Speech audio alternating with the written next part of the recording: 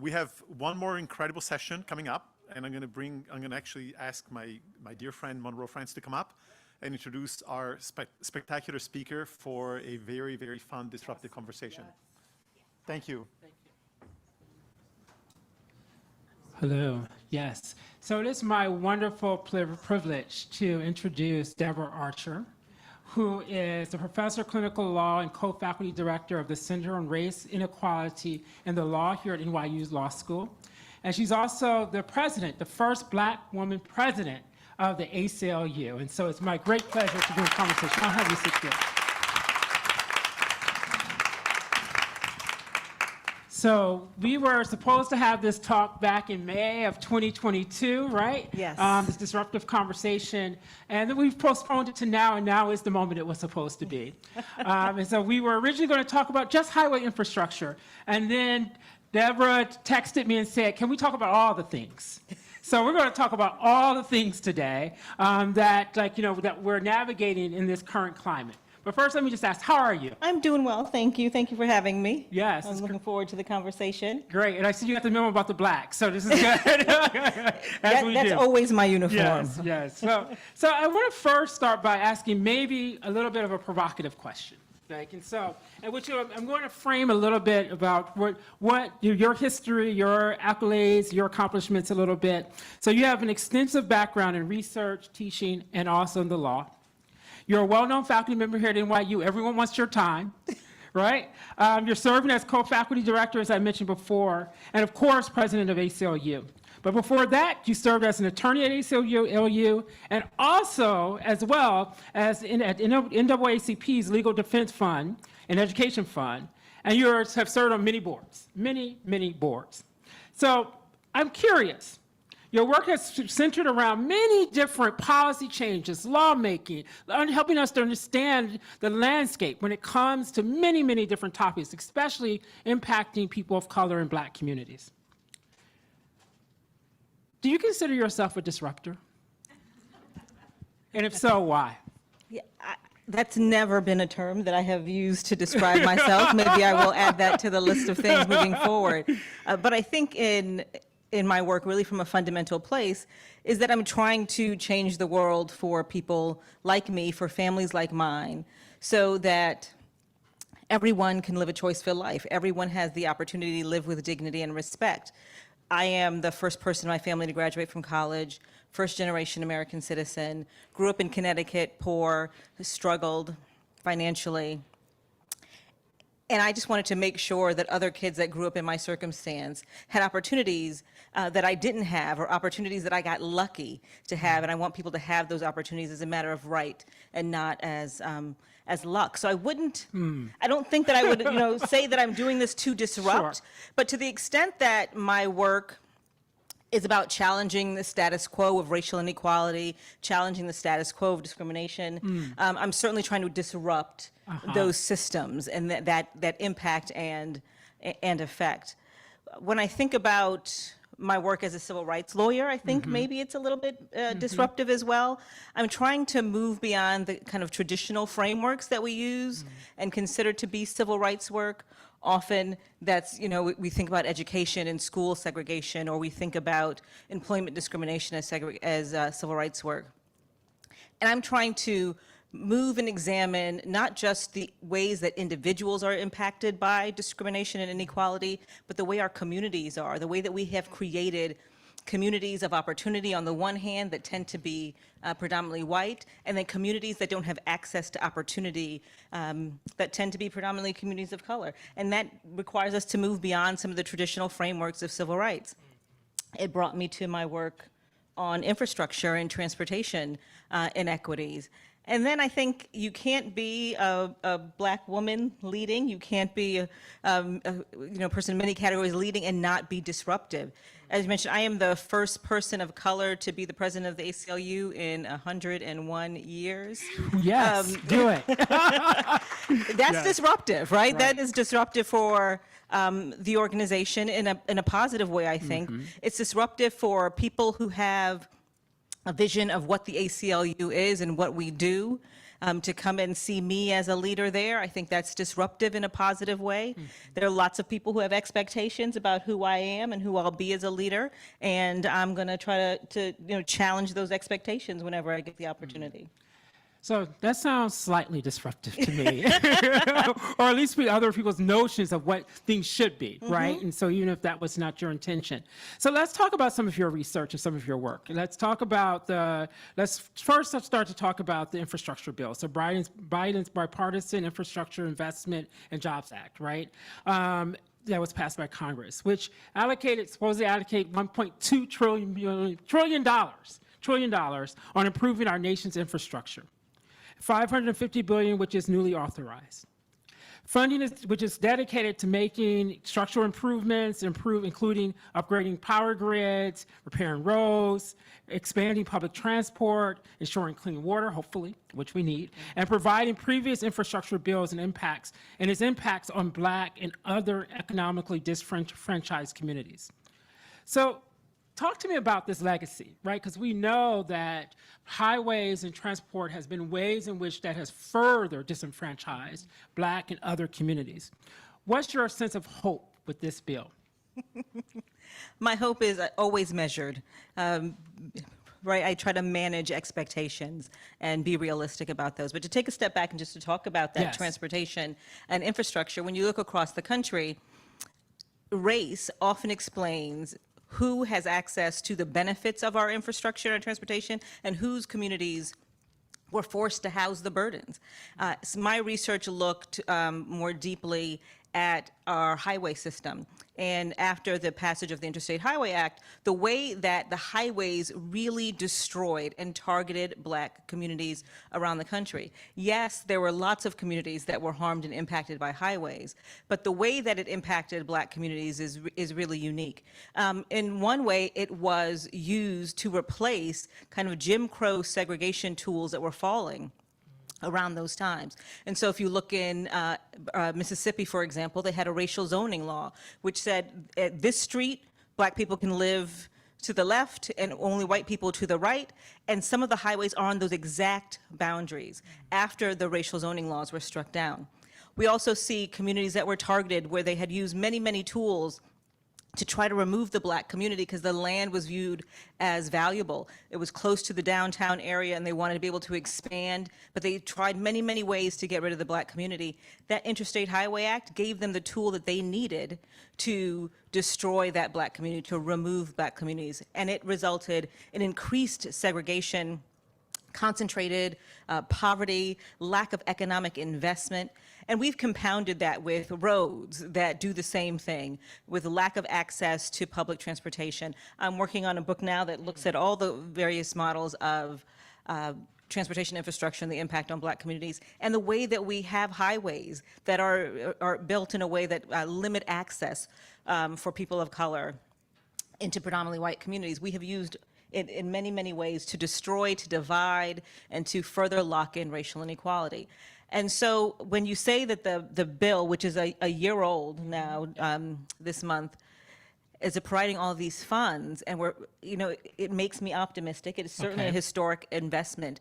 I appreciate that we're having conversations now that it's really exploring the full reality and the impact that infrastructure and transportation infrastructure in particular has had in Black communities. We are having conversations that I hope will lead to real sustained change. But I think the challenge is that we are still having a very, I would say, American view of what success will be and how quickly that success will come. That now we have this investment, we're going to throw some money in some of the communities, and boom, the problem is going to be fixed. But this problem was decades in the making. It was compounded over decades with lack of investment and isolation and all of the things that we know has happened. And so we're going to need more than a one-time infusion of cash to make sure that those communities are rebuilt. They talk about weaving communities back together again, the ones that were isolated and separated. Removing a highway alone is not going to do that. It requires a lot more investment and support for that community to make sure that the people who have been living there, who have housed that highway for decades, aren't displaced. to make sure that the businesses that were able to survive in the shadow of the highway are not displaced once more economic investment comes in. It's going to require sustained economic investment and support over the long term. And I'm not sure we're there at that kind of commitment yet. I think we're still celebrating this one-time And I have infusion. a question. Do you know if any of the contracts, it was an intentionality about ensuring that contracts were given to Black and other minoritized groups as a part of this major investment? It was not a planned question, but it's like a point of curiosity for me. Yeah. So I've had some conversations with Secretary Buttigieg about their approach to doing this work and some other members on his team. And I think they're actually doing a phenomenal job in thinking about all the pieces and the problems, the coordination that's going to need to be there, and trying to invest in the community in the way that they promised. But I'm also seeing that there are still highways that are being built, roads that are being built, and they're doing it in the same way that it was done in the past. So some change, but not enough. Okay, so well, I want to expand this conversation to get all the things, Okay, right? So all we're the going to move to all the things, right? So let's talk about democracy. Woo! All the things, all the democracy, things. the Democracy big is D, all the the big D. things. So it's important to highlight that this is a moment we're currently in. We continue to grapple with many things, right? With the aftermath and ongoing impacts of the global pandemic, the turbulent political landscape. You know, we just went through the midterm elections, which I'm going to talk to you about that as well in a moment.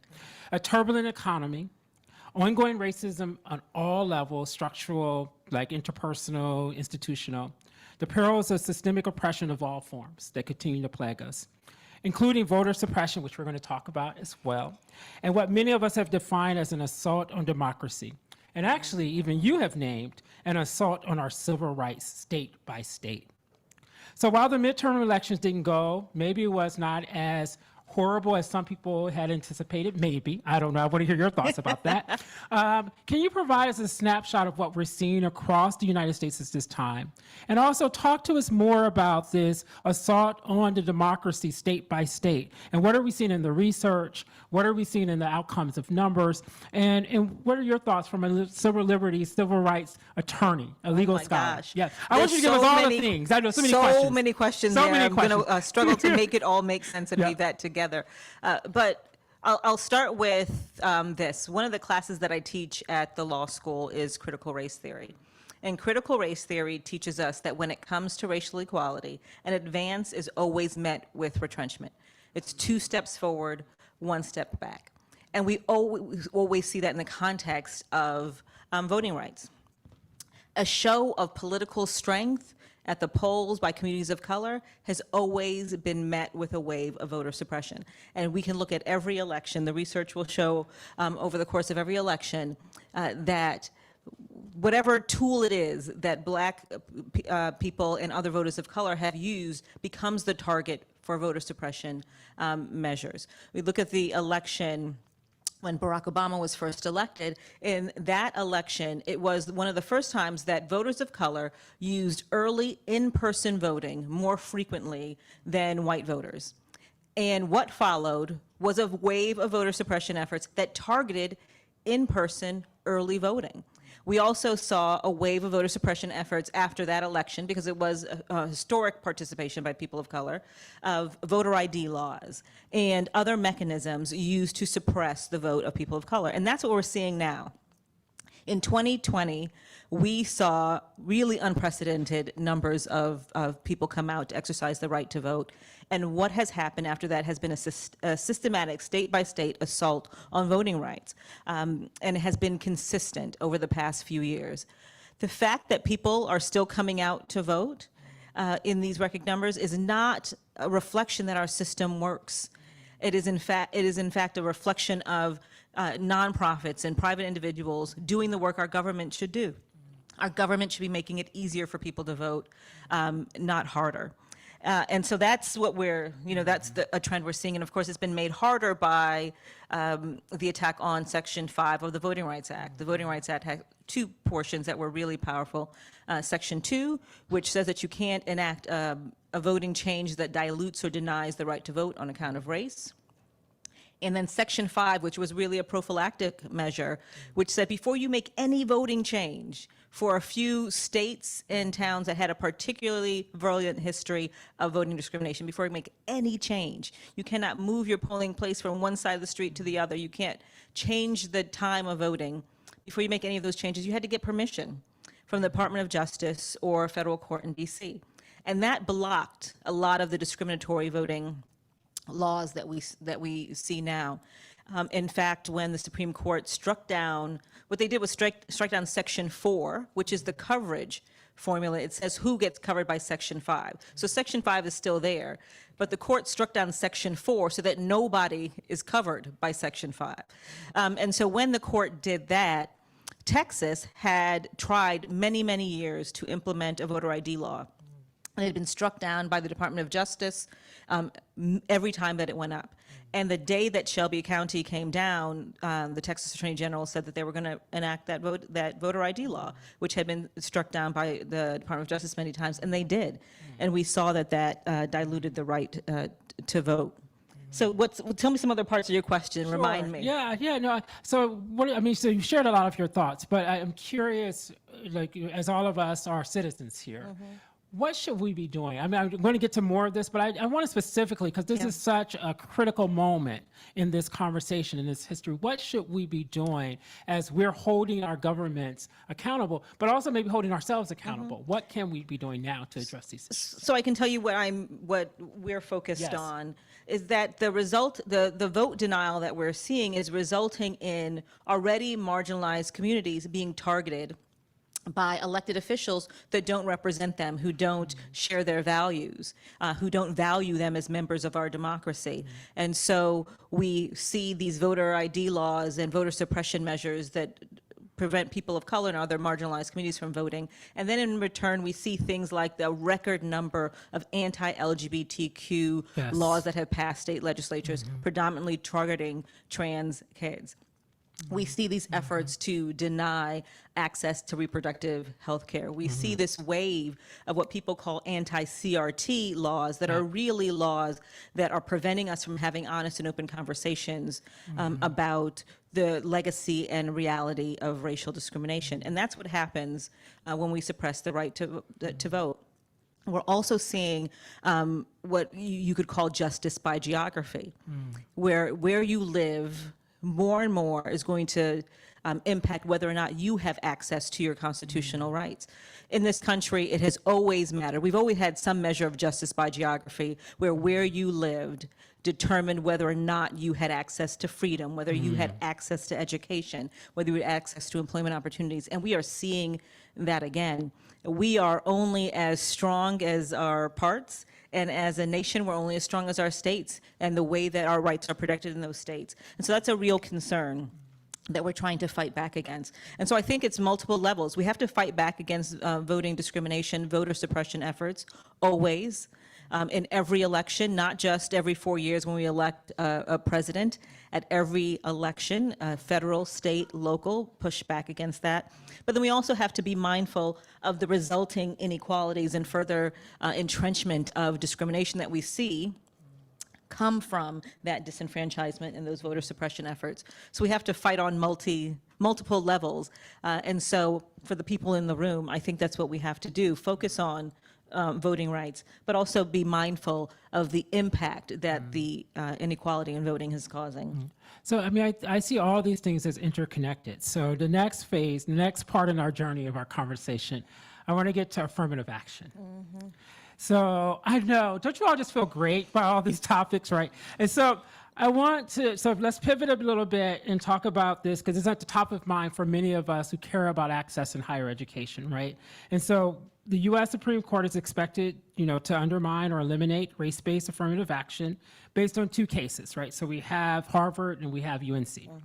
So if the court strikes down affirmative action, or also which is known as race-conscious admissions policies, but we know it will expand beyond that, right? So if this happens, more than likely, it would make it unconstitutional for universities like NYU to consider students' race as one factor in a holistic admissions process. So I know the ACLU has been involved, right? So I went to your website just this morning. I was like, okay, I can give. Let me sign up and give. Okay, so, that's another thing we can do. And it has also written amicus briefs, briefs to defend and protect affirmative action. And what we know, though, is that polls suggest that that many Americans, especially white Americans, do not necessarily support affirmative action. I want to hear because I think that can be more nuanced than what we're seeing. And I'm going to nuance it just a moment. So what we know is that not only that people who are educated, even if they are white identified, are more open to it. That Black and brown people, Black and Latinx folks, of course, are more supportive. But generally, what we hear is that people are not supportive of it. So what's your take on this as a legal scholar of how we got here? How we get here? Oh my goodness. Right. All right. And why haven't we done more now in higher education to address this in more strategic ways more quickly? So just starting that very last piece, I don't know, it relates to the conversation we just had. Starting at higher education a little too late. Yeah. Right? It's about the discrimination and inequality we see in higher education is built on the inequalities in K through 12 and access to early education. It is all compounding and cascading. So in those cases, for people who aren't familiar, two cases, one challenging Harvard's use of race as one plus factor in a holistic admissions program, but also alleging that Harvard engages in intentional discrimination against Asian applicants. And then at the University of North Carolina, Chapel Hill, they're challenging their top 10% program, in which the top 10% of high schools in the state, the people in the top 10% can go to UNC, and that works to help diversify because of racial segregation. In K through 12, we have such racially segregated schools that if you take the top 10% from schools across the board, you're going to get some level of diversity, and they're challenging that kind of program. It's another bite at the apple, just because the court has changed, and we know that this court will strike things down just because it can, not because it should or because there's been shifts in law that justify that. So it is really a straightforward attack on those programs at Harvard and UNC in many ways. What people are not focusing on, it is true that if the plaintiffs get what they want, we will not be able to have race-conscious programs. You will not be able to use race as a plus factor.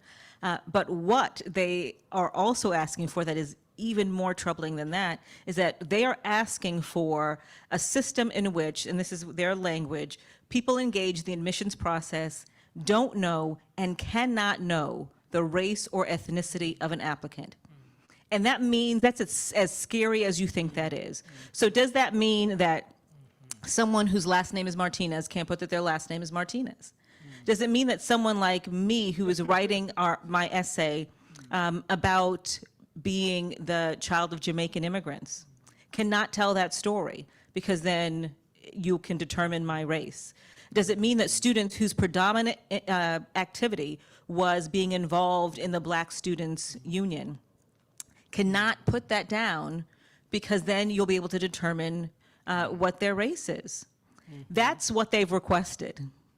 And if you listen to some of the Supreme Court argument, Justice Jackson was very focused on that, on how can you have a system where everything about a person is relevant, can be discussed, and you can engage with it.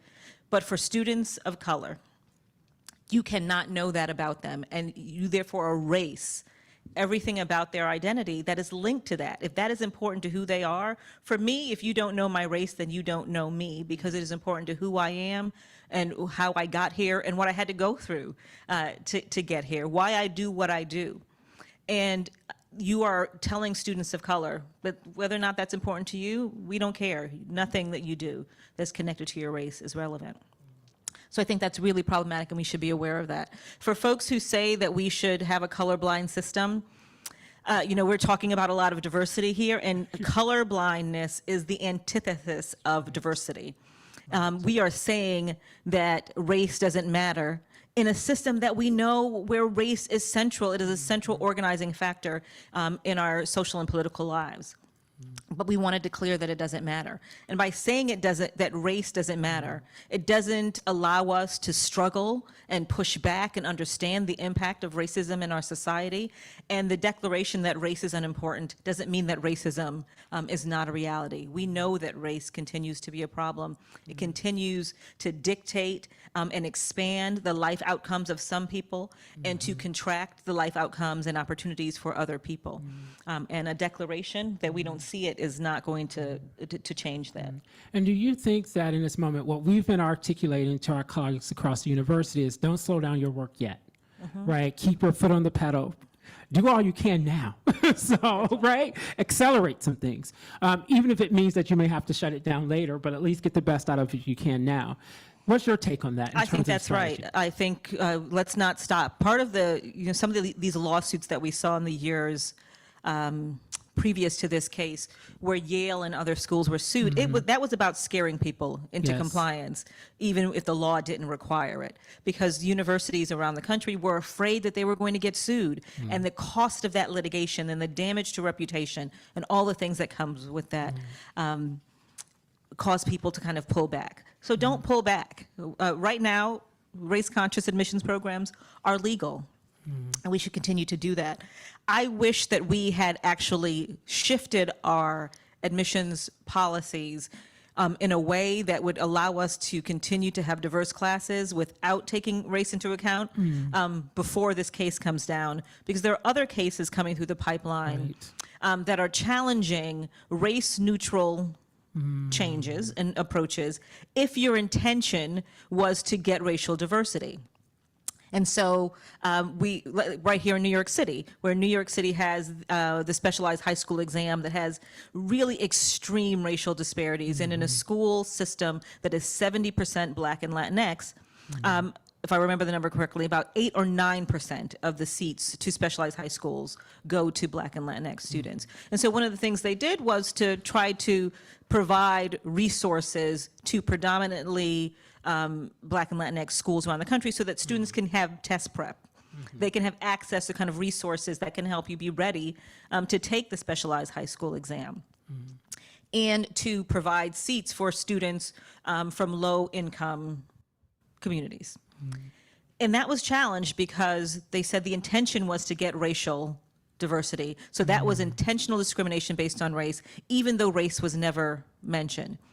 And so I think now when the Supreme Court strikes down affirmative action, if we engage in new measures to try to increase diversity, I think we're going to see challenges across the board. Which can be really problematic for things like opportunities programs, college access programs, anything, cultural centers. I mean, this can be a whole assault on everything that we do to affirm the diversity in higher education.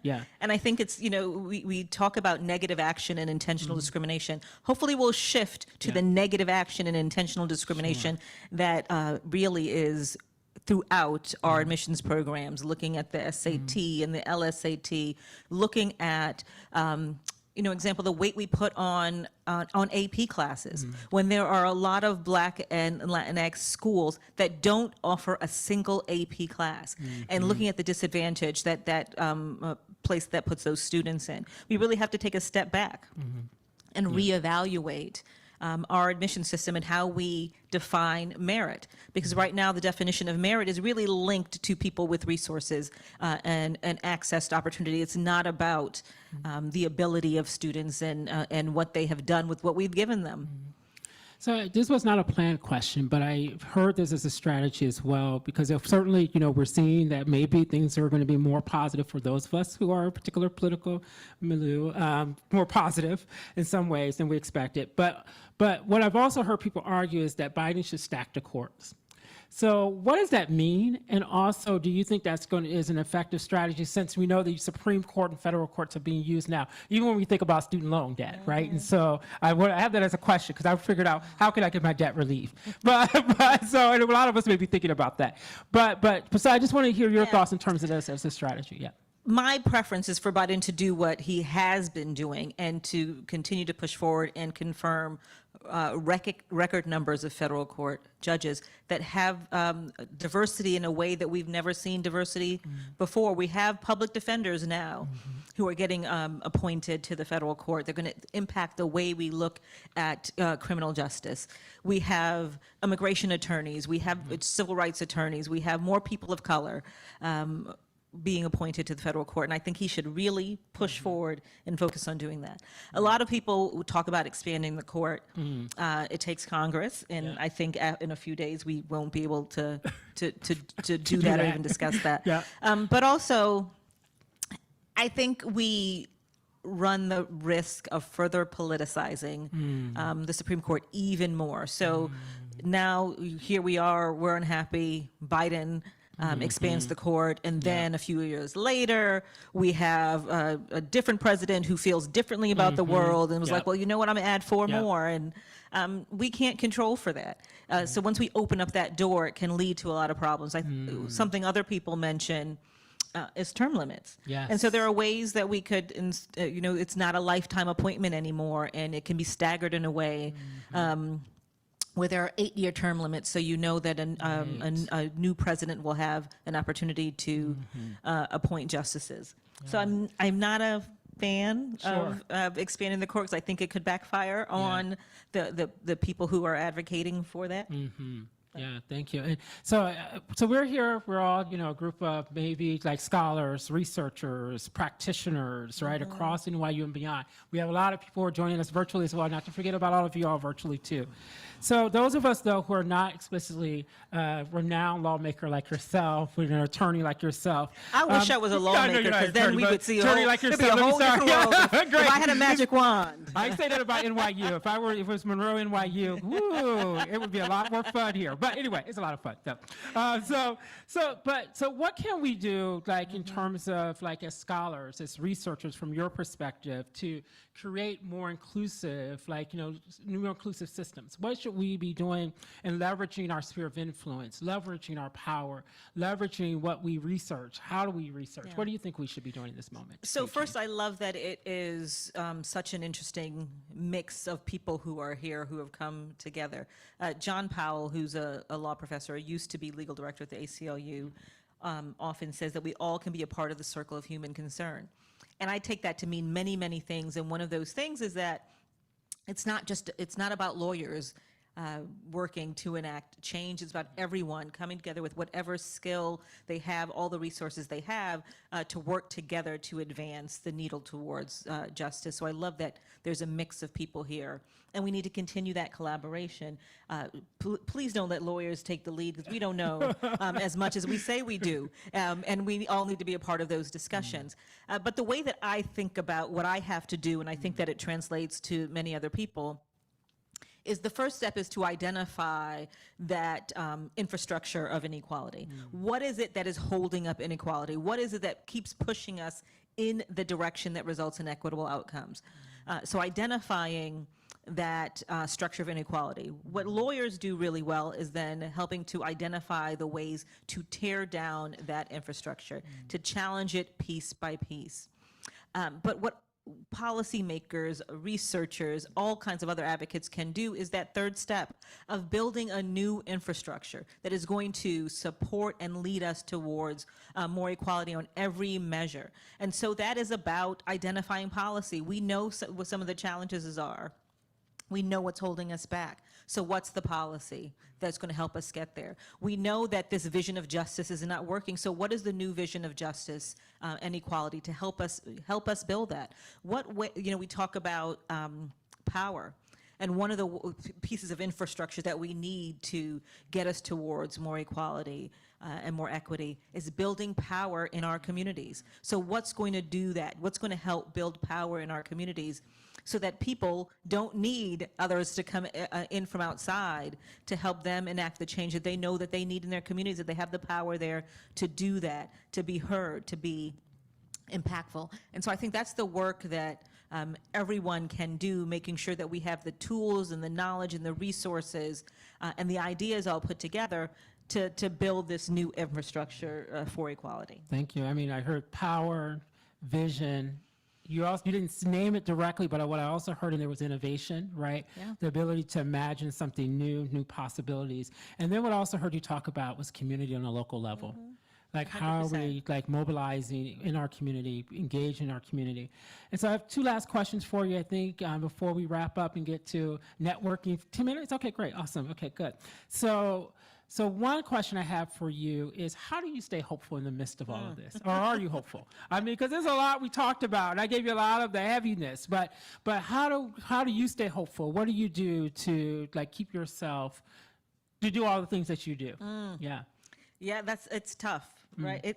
These are challenging times. They are relentless times. And I think for the most optimistic among us, that each and every day can be difficult to wake up and stay focused on the work ahead and feel optimistic that change is going to happen. Because I think, I talked about earlier, 2 steps forward, 1 step back.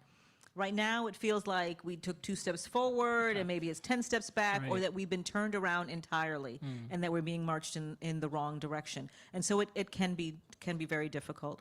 I have a couple of benefits that I go back to. One is my children. Yes. I continue to fight for a world that is worthy of my 2 children.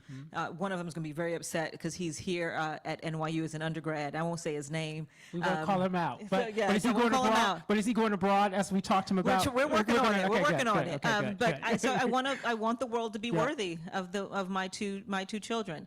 I want them to not have to worry about their children the way that I worry about them each and every minute.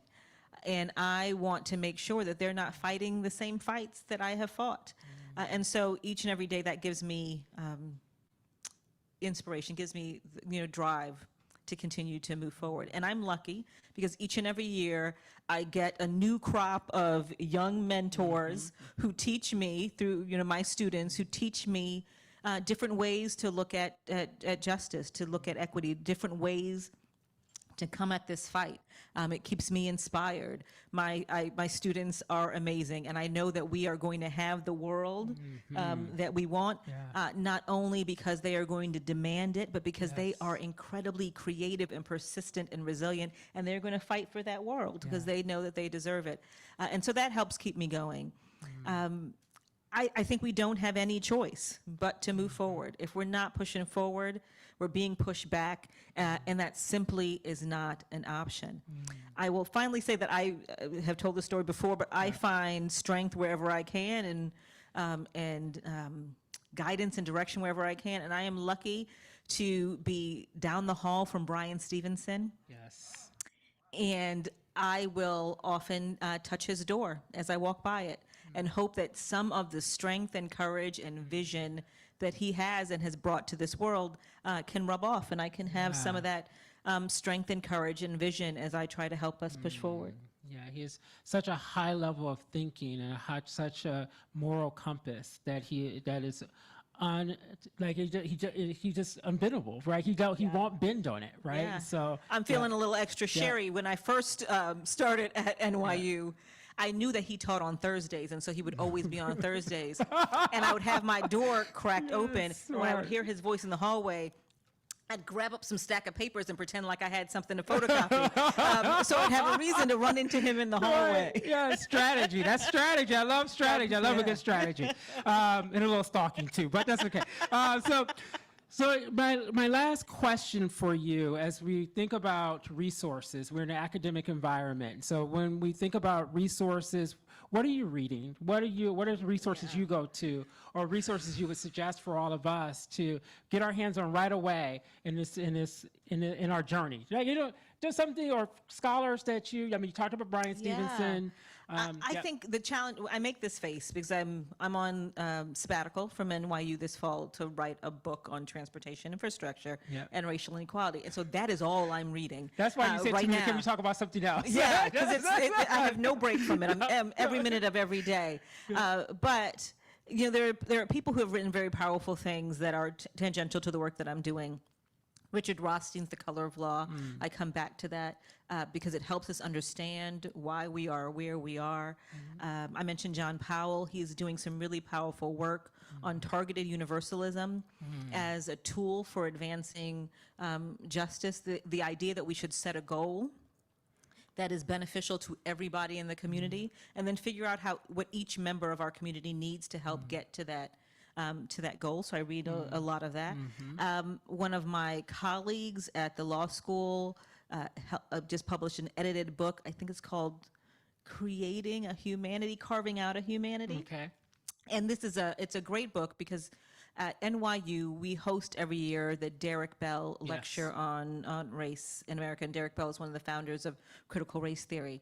And that book, Carving Out a Humanity, collects all of the speeches that we have had at NYU over the past 25 years.